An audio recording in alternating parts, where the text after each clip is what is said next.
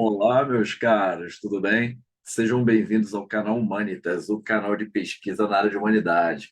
Eu sou o professor Cristiano Mello e falo aqui com vocês. Se você é novo no canal, se inscreva e ative as notificações. Assim você receberá os conteúdos aqui trabalhados. Dê o seu joinha no final do vídeo. Assim você demonstra que está gostando dos conteúdos aqui produzidos. E também ajude a compartilhar os conteúdos junto aos colegas e aos familiares. Bom, no vídeo de hoje eu pretendo falar sobre como você, pesquisador iniciante ou profissional, pode transformar a sua dissertação de mestrado ou a sua tese de doutorado em artigos científicos, ou seja, aumentar a sua produção científica e, ao mesmo tempo, ajudar a divulgar a ciência.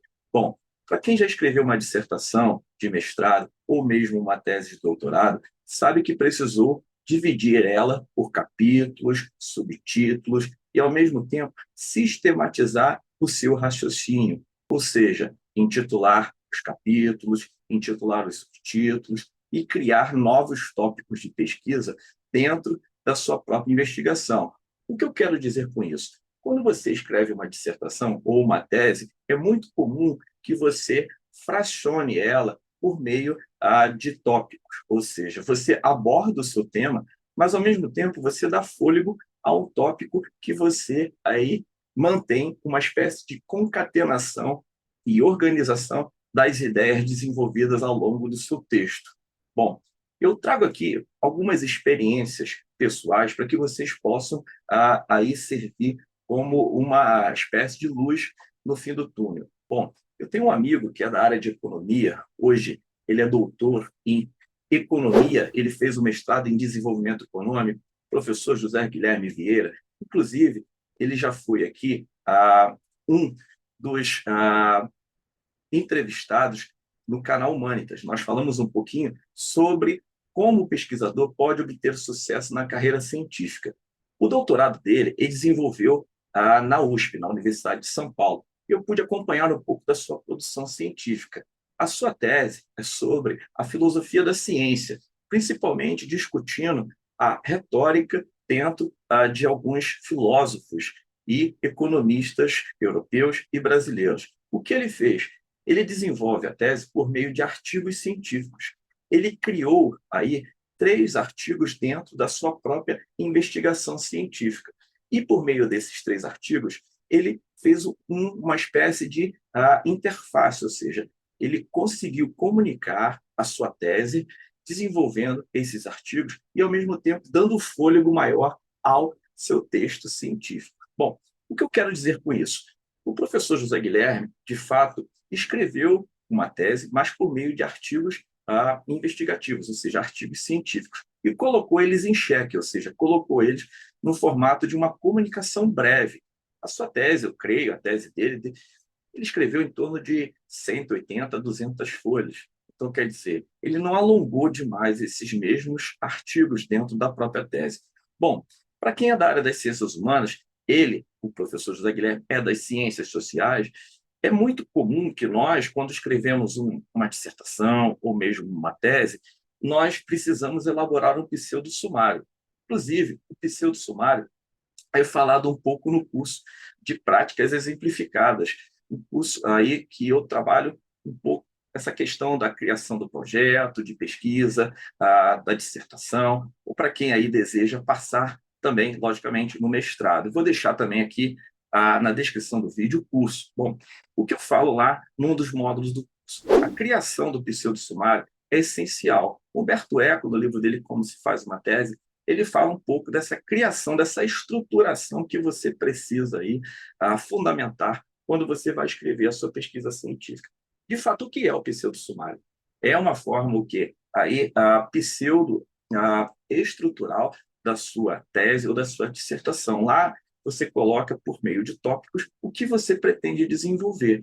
Ou seja, é como se fosse uma planta de uma casa. Você primeiro elabora a planta para depois construir a casa, né? Então, é uma espécie de uma fundação também, metaforicamente falando. Bom, quando você atribui os capítulos, os subtítulos, você amarra eles durante a sua escrita científica. E é muito comum que você engate eles, ou seja, você mantenha uma organização racional e parte desses capítulos e subtítulos também funcionam como vasos comunicantes, ou seja, eles estão ligados entre si. Eles promovem aí uma sistematização do conhecimento. Você tem o quê? O início, que é a introdução, você tem o desenvolvimento, que você dá maior fôlego à sua pesquisa, e lá no final você amarra as suas conclusões, né? Mas quando você termina a sua dissertação, você qualifica e você defende, você pode apresentar esses capítulos em congressos científicos, regionais, nacionais e internacionais, e prepará-los também para que você possa comunicar esses mesmos artigos que você apresentou no congresso em formato de divulgação científica, ou seja, você pode publicar em revistas acadêmicas. Justamente, você pode ampliar esses horizontes por meio de divulgação científica, ou revistas de divulgação científica. Inclusive, já falamos sobre a questão da divulgação científica aqui no canal. Vou deixar o card para que você possa tomar conhecimento e fracionar o seu estudo. Ou seja, você fracionando, você vai, logicamente, retirar esse capítulo, denominar aí um título para esse capítulo, você vai estabelecer o resumo desse mesmo capítulo, ou seja, você vai adaptar o seu texto no formato de um artigo científico, adicionando as conclusões, arrematando parte do que está escrito, ou seja, se você aí fez um gancho com os outros capítulos, você é praticamente obrigado a tirar essas frases que amarram esses capítulos, né? E, logicamente, dando um formato de artigo científico. Para que possa ficar um pouco mais claro, eu vou espelhar o conteúdo aqui e que vocês possam visualizar. Peço licença aqui para que vocês visualizem aqui parte da minha investigação de doutorado. Bom, na minha investigação de doutorado, eu trabalhei os subtítulos e capítulos dentro de uma organização sistemática, ou seja, eu já tinha elaborado lá o pseudo-sumário e, logicamente, eu pude desenvolver isso com maior aptidão, no sentido de organizar esse mesmo pensamento. Já tinha organizado os autores que eu ia discutir, organizado as obras e tudo. E vocês percebam que, por mais que esses subtítulos e capítulos eles se comuniquem entre si, eles podem ser lidos, extraídos da própria tese, e podem ser divulgados em formatos de artigos de divulgação científica ou artigos também em revistas acadêmicas. É importante lembrarmos que, quando você publica um artigo em uma revista acadêmica, você não pode publicar ele de novo, né? O artigo que é publicado numa revista acadêmica ele só pode ser publicado uma única vez, mas você pode transformar esse mesmo artigo num artigo de divulgação científica, você pode publicar esse texto num jornal, você pode publicar esse texto em formato de capítulo de livro.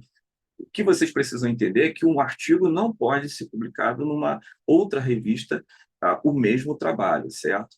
E, inclusive, né, a gente tem que cuidar bastante com essa questão do autoplágio, ou seja, você aproveitar também parte dos textos para publicar numa outra revista. Então, vocês estão observando aqui o sumário da minha tese, eu delimito, né, esses capítulos e parte aí desses subtítulos, né? Vocês estão observando que os capítulos, a minha tese são 3 capítulos e cada capítulo tem 3 subtítulos.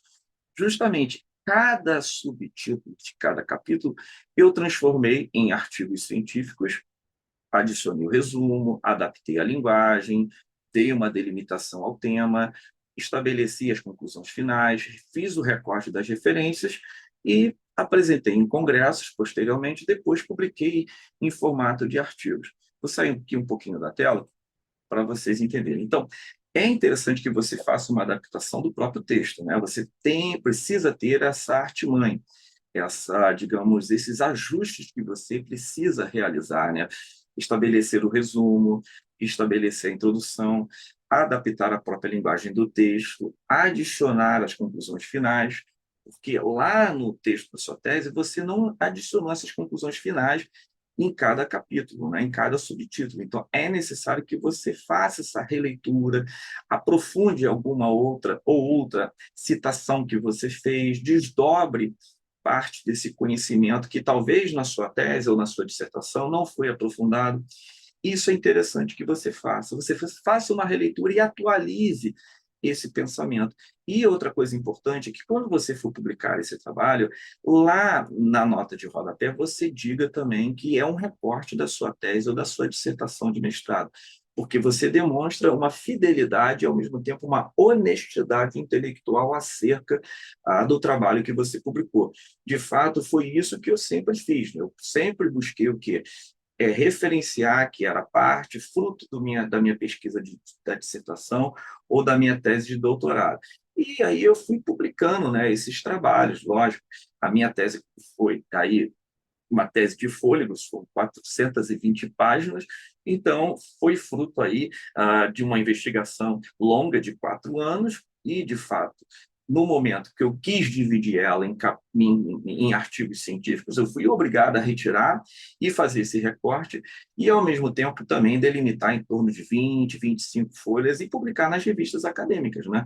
Que uma tese de 420 folhas você pode transformar até em 8 artigos científicos, né? Porque, como eu disse a vocês, cada capítulo são 3 subtítulos, 3 vezes 3 são 9. Então, você pode transformar até em 9 artigos científicos. E, de fato, aumentar a sua produção científica. Porque você está sendo honesto, né? Ou seja, você transformou isso em publicações autônomas, ou seja, publicações que ganham a liberdade do pesquisador consultar ela, né? E, ao mesmo tempo, também citar ela, ou seja, citar as suas investigações. Bom, o vídeo de hoje foi sobre isso, sobre como você, pesquisador, iniciante ou profissional, pode transformar a sua tese em capítulos de livro. É de suma importância que você transforme, né? Você busque essa estratégia. Afinal de contas, você precisa dar publicidade às suas investigações. Se você gostou do vídeo, dê o seu joinha, escreva os comentários aqui no final do vídeo. O canal Humanitas agradece a sua participação. Vou deixar as referências aqui comentadas também. Um abraço e até o próximo vídeo.